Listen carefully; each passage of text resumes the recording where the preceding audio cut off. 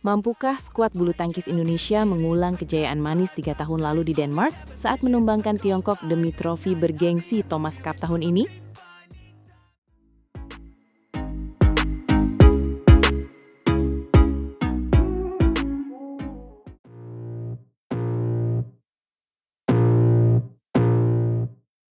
Halo semuanya, selamat datang kembali di saluran pecinta bulu tangkis. Hari ini kita akan menyelami perjalanan emosional, mengenang saat merah putih berkibar tinggi di langit Denmark pada tahun 2021 yang lalu. Apakah kalian masih ingat bagaimana jantung kita berdegup kencang melihat para pendekar kita berjuang di series Arena Ahers? Rasanya baru kemarin kita menyaksikan momen haru tersebut. Namun, kini tantangan baru sudah menanti untuk edisi 2026 yang juga akan kembali digelar di tanah Denmark yang penuh keajaiban ini. Wah, benar sekali. Mengenang kemenangan di Ahers itu seperti memutar kembali film aksi yang berakhir bahagia. Penantian 19 tahun lamanya berakhir manis di tangan para pemain hebat kita. Indonesia menunjukkan kelasnya sebagai raksasa dunia yang tidak boleh dipandang sebelah mata. Waktu itu, Hendra Setiawan sebagai kapten tim menjadi sosok penyeimbang bagi pemain muda. Skuad kita sangat solid dengan kombinasi pemain senior berpengalaman dan talenta muda penuh energi seperti Anthony Sinisuka Ginting dan Jonathan Christie. Mereka benar-benar memberikan segalanya di lapangan demi kehormatan bangsa dan negara kita tercinta, Indonesia. Betul banget. Perjalanan kita dimulai dari fase grup yang sangat menantang. Di pertandingan pembuka, kita menang telak. Tapi tantangan sesungguhnya ada di laga berikutnya melawan rival kuat. Mengalahkan lawan-lawan tangguh benar-benar menguji mental baja para pemain kita. Setiap poin yang diraih sangat berharga dan penuh perjuangan keras. Kemenangan beruntun itu akhirnya membawa kita lolos ke babak perempat final dengan status sebagai juara grup. Di sanalah momentum besar itu mulai terasa sangat kuat bagi seluruh anggota tim yang berjuang tanpa lelah demi lambang Garuda di dada mereka masing-masing. Nah, di babak perempat final itulah drama sesungguhnya dimulai, melawan rival abadi kita, Malaysia. Banyak yang mengira pertandingan akan berlangsung sengit hingga partai terakhir. Namun kenyataannya, skuad kita tampil dominan dan berhasil meraih kemenangan telak 3-0 tanpa balas. Itu adalah pernyataan tegas bahwa Indonesia datang bukan hanya untuk berpartisipasi, melainkan membawa pulang trofi yang sudah sangat lama dirindukan. Kemenangan atas Malaysia memberikan suntikan kepercayaan diri luar biasa bagi seluruh tim dan pendukung di tanah air yang menonton lewat layar kaca televisi mereka. Tren positif kita berlanjut ke babak semifinal menghadapi tuan rumah Denmark. Bermain di hadapan pendukung lawan bukan perkara mudah. Namun, Hendra Setiawan dan kawan-kawan membuktikan bahwa mental juara mereka jauh lebih besar daripada tekanan penonton. Kita sukses membungkam Denmark dan memastikan tiket ke partai final yang sakral. Lawan kita di final tentu saja musuh bebuyutan, Tiongkok. Ini adalah duel impian yang ditunggu-tunggu oleh seluruh pecinta bulu tangkis dunia. Atmosfer pertandingan final saat itu benar-benar sangat mencekam, namun juga membangkitkan semangat juang yang luar biasa bagi para pemain kita. Partai final melawan Tiongkok menjadi puncak perjuangan keras selama bertahun-tahun. Skor 3-0 di babak final sungguh luar biasa, karena biasanya duel ini selalu berakhir ketat. Anthony Sinisuka Ginting di partai pertama memberikan awal sempurna. Disusul penampilan gemilang Fajar Alfian dan Muhammad Rian Ardianto. Akhirnya, Jonathan Christie menjadi pahlawan yang memastikan poin kemenangan ketiga. Selebrasi Jojo setelah memastikan gelar juara adalah salah satu gambar paling ikonik dalam sejarah olahraga Indonesia yang akan selalu kita ingat. Penantian 19 tahun akhirnya tuntas secara terhormat di tanah Denmark yang bersahabat bagi kita. Nah, yang membuat kita bersemangat sekarang adalah Thomas Cup 2026 mendatang juga akan kembali digelar di Denmark, tepatnya di kota Horsens mulai 24 April nanti. Apakah sejarah manis di Ahers akan terulang kembali di Horsens? Rasa optimisme kini membuncah di hati setiap warga negara Indonesia. Kita berharap aura positif Denmark kembali memihak kepada tim merah putih.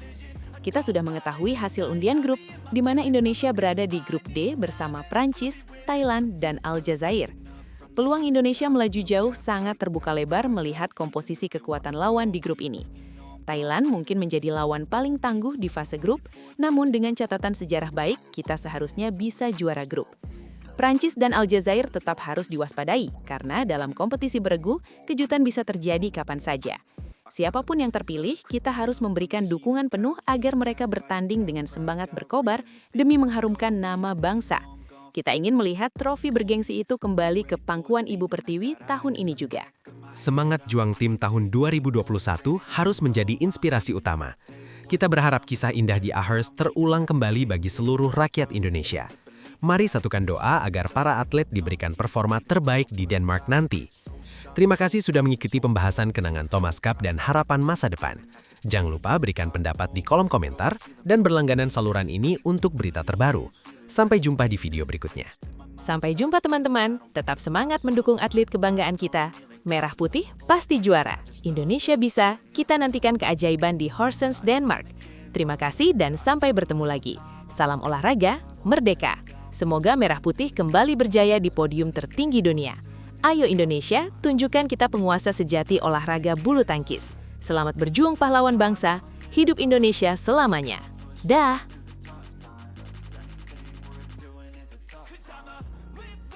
Grup Indonesia sudah terbuka, tapi satu detail format Thomas Uber Cup 2026 ini bisa jadi penentu mimpi lolos atau pulang lebih cepat.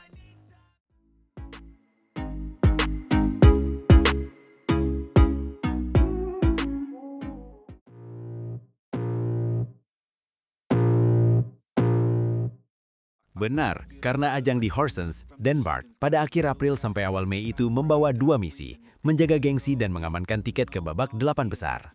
Yang langsung bikin penasaran tentu hasil drawing, sebab tim putra Indonesia masuk grup D bersama Prancis, Thailand, dan Aljazair. Grup yang tampak ramah tetapi tetap menyimpan jebakan.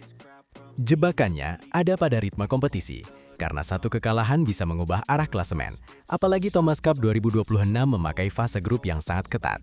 Sementara di Uber Cup, tim putri Indonesia tergabung di grup C bersama Taiwan, Kanada, dan Australia. Grup yang menguntungkan namun tetap menuntut fokus. Banyak yang melihat Indonesia berpeluang besar lolos, tetapi syarat Indonesia lolos 8 besar tidak sesederhana menang sekali lalu aman. Nah, disinilah format pertandingan jadi krusial, sebab setiap tim akan menjalani 3 pertandingan di fase grup.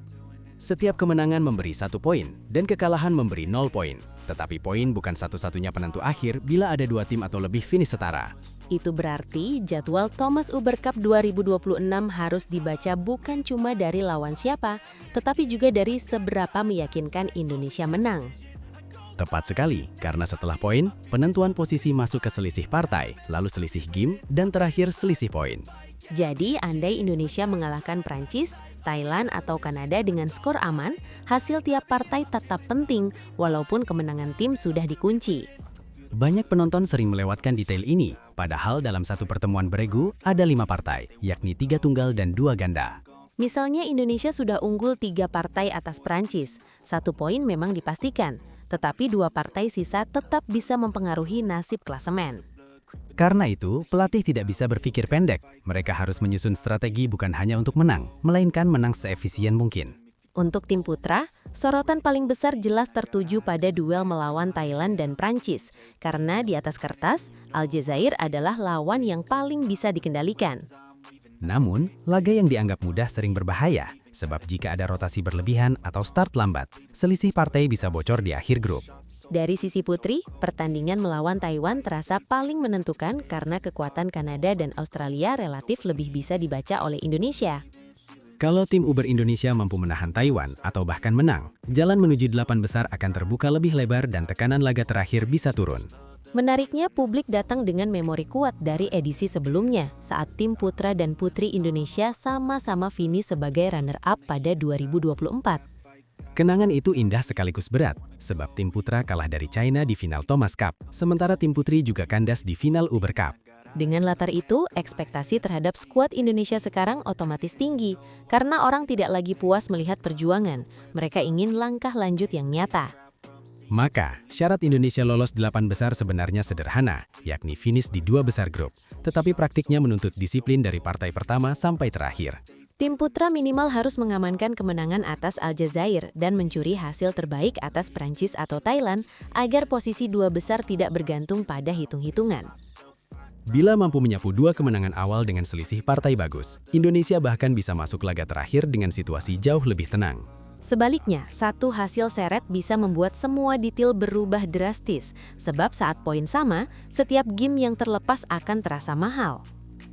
Itu sebabnya, format pertandingan Thomas Uber Cup 2026 terkesan kejam. Karena tim tidak cukup menang, mereka juga harus efisien dan konsisten.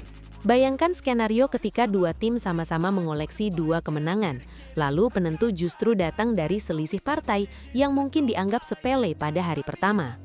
Dalam kondisi seperti itu, satu tunggal ketiga atau satu ganda kedua bisa tiba-tiba menjadi pembeda antara status juara grup dan ancaman tersingkir. Indonesia harus belajar dari situasi seperti ini, karena lawan-lawan Eropa dan Asia kini makin berani memaksa laga panjang ketika mencium celah di partai akhir. Jadwal yang padat juga menuntut manajemen energi, sebab 3 laga grup dalam rentang singkat bisa menguras fokus dan fisik.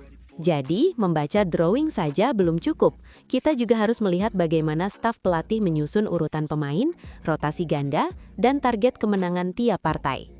Kalau keputusan itu presisi, Indonesia sangat layak menatap 8 besar, bahkan membuka jalan memperbaiki capaian runner-up sebelumnya. Pada akhirnya, Thomas Uber Cup 2026 bukan cuma soal siapa lawannya, tetapi tentang seberapa siap Indonesia menghadapi detail format yang bisa menghukum. Dan justru disitulah dramanya, karena mimpi lolos 8 besar untuk tim putra dan putri Indonesia bisa ditentukan oleh satu partai kecil yang dampaknya sangat besar.